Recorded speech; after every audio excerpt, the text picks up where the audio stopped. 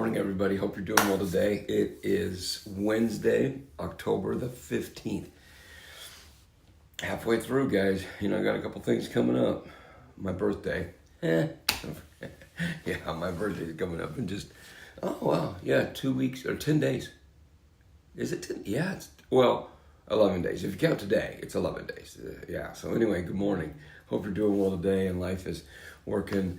I don't know if life ever works against you or for you. I think it just works. Life just goes along, and we're the ones that decide if life's working against us or for us for one reason, because we decide what the outcome of whatever our day is supposed to be. So I think that's always a good way to look at it. If you're not worried about the outcome, I don't worry about outcomes. God's got that. That's His job. I just worry about going forward and making sure that I'm better than yesterday and not as good as tomorrow, which is what we are here for today. Make today count. So anyway, but hey, if I get a chance to meet you, my name's Jay. My wife Vicky and I would lead this amazing church called The Gate, Northwest Indiana, Chicagoland area. Loving everything we do. And when we're not loving it, we're still just embracing it and going forward in it. So and come to every Monday, Wednesday, and Friday just like this, just to kick back, relax, and have a cup of coffee, and just take some moments of time to reflect, maybe to encourage. Maybe I'll tell a story or something that brings up a thought in your mind. You're like, oh yeah, or it could be, oh yeah, whatever the case is. But mainly, I just want to say to you this: is you're not alone. You are not alone. Say this with me: I am not alone. Good morning, Lydia. Blessings on you. Thanks for being here today. So basically, that's what it's all about and everything. So I'm driving down the road yesterday, and Vicky texts me. She's at home, and she's got 3 words for me. Or I think it's just 2 words. One, it could be 3 if you count the contraction, but she just says, "Pool's closed." And I went, and it was a sigh of, okay, that's done. And it's kind of a sigh of, okay, I've got that covered, because maintaining a pool, I've had a life dream my entire life. As a kid, my mom and dad were going to buy this house, had a pool in the backyard, and I was like, yeah, and they didn't buy it. I'm like, that kind of sparked in me that one day I'm going to own a house with a pool, and people are going to come over and enjoy it. I'm going to go and everything else, and all of that. And so last few years, we got a house with a pool in it. And every single year, or every single season, we have to open it. And every single season, we have to close it. And the idea behind that got me thinking. And I always misquote this verse. Not really misquote it. What I do is I just trade out 2 words. And that is something that I don't know why I do it. It happens. But the verse is Ecclesiastes 3:1. Generations come and generations go. I always in my brain I say it as seasons come and seasons go, but that's not really how it is. And that is something that I've always thought about, because no matter what, that pool had to be closed or it was going to get ruined. I have to drain the pipes have to be drained. All of this stuff has to be done and everything, because the season is ending. The summer season, for me, in our neck of the woods, now not in everybody's neck of the woods. I've got some friends of ours that live in Florida, my son and daughter-in-law, and their kids live in southern Georgia, and they don't ever close their pools. They just kind of maintain them all the time. There's places where it's just kind of always the same, but for me, in mine, we have to close our pool. And then we look forward to opening it, and it's kind of doing it. And I started thinking about that, and I'm like, that's exactly how life is. Life is just built on seasons. It is literally Ecclesiastes chapter 3, verse 1. A generation comes and a generation goes, but the earth remains forever. It's that Genesis 8:22. It says, as long as the earth exists, basically, as long as it's spinning on its axis, There will be seasons, there will be days, there'll be times, there'll be, and on down the line. And in Ecclesiastes, it goes on in Ecclesiastes, and I think I messed that up though. It was it is. It's Genesis 1:4 and then Ecclesiastes 3:1. Ecclesiastes 1:4 is the generations come, generations go. Then Ecclesiastes, the 3rd chapter, verse 1 says, there is a time for everything, a season for all. A season to plant, a season to reap, a season, and it goes on and all of these kinds of things. And there is a season and a time. There's a season and a time. There's a season and a time. Generations come, generations go.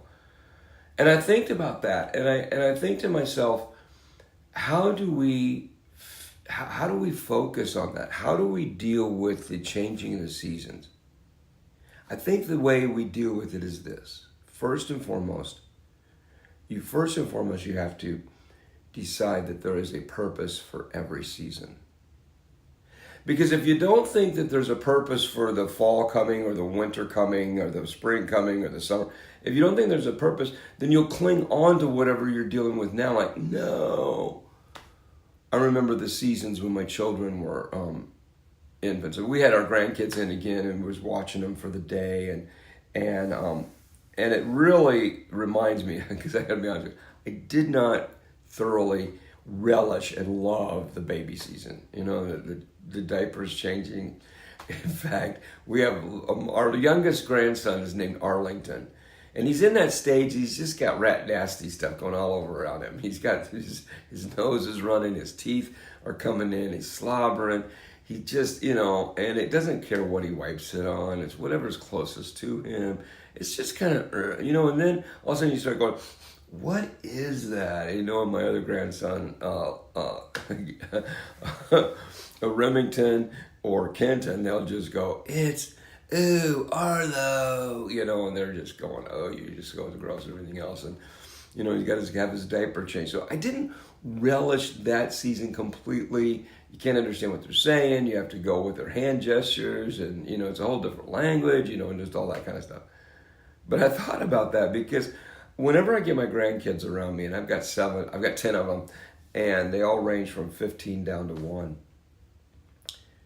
And in one picture, I can see all the seasons of life, with the exception, of course, the adults. Then I see my kids. They walk into the room, and they're in their 30s and just beginning in the 40s, and I think, and I see that season, and I look across the room, and there's my wife, just as beautiful and gorgeous as ever, and Vicky, and we're in that other season, and you can see the span. You can see this complete span of life, all the way through. And you realize that every stage of life carries a divine purpose. There's a purpose for the nastiness of babies. I know some of you are going, I'm going to get in trouble. My wife's going to see this and she's going to like, my babies aren't nasty. And I'm like, I know. But you got to, goat legs hanging out of your nose. It's pretty gross. But anyway, that's beside the point. We all have our nastiness at every season, wouldn't you say? But every stage of life carries that purpose. It carries this divine purpose. Winter, it builds roots of faith. It's quiet. It's this thing that there's no growth. It kind of represents the age of the year going out and coming in. Spring, it brings new life and new beginnings. Summer is the growth and the fruitfulness, and we can start seeing the harvest coming around. And then fall is change, and it's harvest, and work is good. And then we eat at Thanksgiving table, and then we go and focus on preparing for the new life again. And I think Solomon said it this way: it was generations come, generations go, in Ecclesiastes 3. At the end of that chapter, he's talking about how the rivers go into the sea, and the sea is never full. Talks about the eye is full of seeing, or the eye is seen, but it is never full. At one point, he says all things are wearisome. And I think that if we don't understand that God uses every season to prepare you for the next one, I always see this is that when the real cold comes, if you get a real cold snap, man, my body and my always almost to the bones are just freezing. And I always say this: my blood isn't thick enough yet for winter. And when you're preparing and your body's preparing for the winter time, when you live in these seasons, I understand not everybody lives in this, but for me, this is the way it works. My body starts preparing, and the blood starts getting a little bit thicker on things. The fat comes along, and well, the fat always, I don't know what it is about me, but the fat always stays. Don't you understand what I mean? So, but when that happens, God uses this season, He's using the fall season to prepare for the winter season. You can't just go from summer and everything's baking and everything's hot, bam, to all of a sudden now you've got 2 feet of snow and everything's frozen. It just doesn't work that way. And that's a lot of times the way we want to do it. We don't give our children space to grow. We don't challenge our children in those purposes of times. Too many times we just let them do whatever happens in that season, in whatever role they are, or we expect them to do more than they can in that season. On down the line it goes. You can't rush it. You can't rush the seasons. You can't rush it. It would be like it'd be like the farmer going in and planting some corn and telling his wife to get the water ready because tomorrow morning we're going to have corn for breakfast. It doesn't work that way. There is no law of cramming in life. You can try to cram, we're in school and you cram and you just cram and to get the test and everything else. It doesn't work that way in the law of the farm and the law of nature. It takes time. You can't rush it. You can't go with it. It's that idea that God's timing is perfect. Galatians 6:9 literally says at the very end of it, and in its time you will receive a harvest. You will receive the produce of your good works.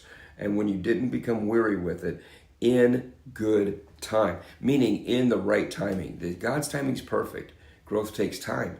We don't quit in the middle of the waiting. We don't quit in the middle of the things going on because we don't waste the waiting. The waiting is a season of serving. The waiting is a season of trimming and taking care of things. Whenever you're waiting to go into something else, that is the season that we're going to go through that. Today, I know there's going to be a season of waiting for me. My mom is going through some procedures, and I'm taking her, and she's going to sit.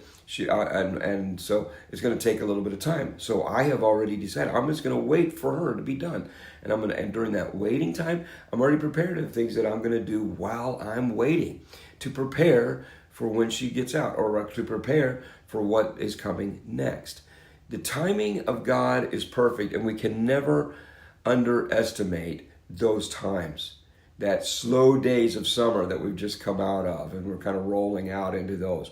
The cold, frosty days of winter when it just seems like the sun isn't going to come out and it's going to be cloudy. And at one point it gets kind of like ugly and dirty because maybe the snow's fallen and it's been white, but all the traffic comes around or all the dust comes around or everything else, and it kind of gets that dingy gray. And it seems like the ground matches the sky and everything is hard and nothing's happening, and yet growth is going on underneath where we don't see it. You see, that's when we stay faithful in praying. And that's when we stay faithful in serving. That's when we just stay consistent, that we show up every single day in the season we're in, because that season is as a purpose for what's getting ready to come. You might be feel like you're in the shelf season. You've been put on the shelf and no one's paying attention to you and everything's out there. But can I just tell you, God is paying attention to you. And there's somebody out there that's kind of thinking, man, I wonder what's going on with Sam, or I wonder what's going on with Bob. I wonder, and just kind of praying. You see, this is the point that we have, is that every season is going to be different, but there's one thing that is the same, and that's God. You see, God remains the same through every season. He's the God of the mountain, and He's the same God of the valley. Excuse me. He's the God when the flood is rushing through and the storms are coming, and He's the God when it's barren, arid, and desolate. He's the same God as every single season is there. And when the seasons change, He doesn't. He flows through you according to the purpose of your season. If I was trying to treat my children like they were the 1 and 3 and 4 year old, or 5-year-old that my grandkids are. If I was trying to treat them, if I was trying to treat my children like that, instead of being Papa J and my kids having full faith that they're going to go out there and kill it in the world because I raised them up to do that, then would that be odd that I'm trying to cut the meat for my children while they're trying to raise theirs? Or I'm trying to helicopter over them in such a way? You see, God's faithfulness is our foundation when everything else shifts. When my kids go out, when my grandkids leave, when Vicky's in my life is changing and our lives are changing and we're empty nesters in the quietness of the home and everything else, if I was still stuck in the springtime of raising children or the middle ages of summertime of just waiting to believe that they're going to turn out to be good, you see, God is still there. And my faith that the season I'm in, and my belief system that the season I'm in has a purpose, and God will be able to use that purpose. So here's the thought I have for you today. Don't fight your season. Embrace it. Ask God. Ask him this, God, what are you teaching me in this time? What can I learn? What can I take to the next? That's why we have the motto that we do for Make Today Count. Trust him in the faithfulness and make today count, knowing that the seasons come and the seasons go. Generations come and generations go. As long as the earth remains, as long as the earth is on here, there will be seasons and there will be purpose. It's early in the morning. Purpose and love in every bit of it. And that will remain forever. All right? That's what I've got for you guys. All right, let's get on with our day. I'll pray for you. Share this post. Encourage somebody out there. And let's just go on and let's see what God will do, okay? Let me pray for you. Heavenly Father, I thank you so much for you are the King of Kings and the Lord of Lords. I ask your will be done. You be given glory in all of these things. And that as we go forward, we will not give up in our well-doing. We will not give up when it's the time of waiting. We will always look that there is a purpose for today, a purpose for this season, and we will find it, and we will live in it, and we will embrace it and go forward. I thank you for this in Jesus' name. Amen. God bless you guys. Hey, listen, don't forget.